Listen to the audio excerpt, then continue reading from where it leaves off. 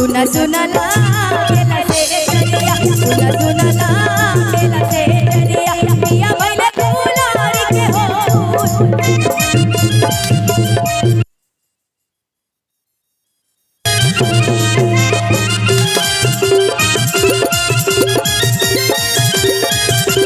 सुना सुना ला केला से डरिया।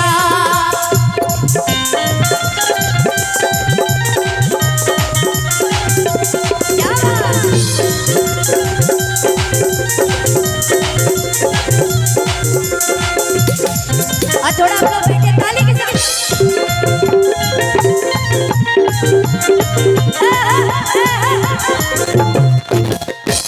और मेहरारू कहत, देखिए ये भैया जी कहाँ आपका ध्यान है? मोबाइल में। आज पत्नी को विराम दीजिए, आज शादी फंक्शन में आए हैं, आज फंक्शन अटेंड करना है और कहना है क्या?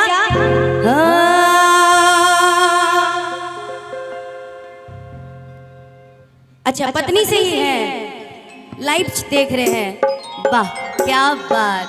यानी इधर भी लाइव चल रहा है, उधर भी लाइव चल रहा है, मतलब दोनों हाथ में लड्डू। हाँ क्या बात है, वाह वाह वाह।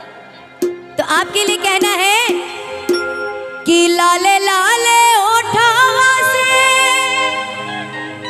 कि पार से ललैया हो कि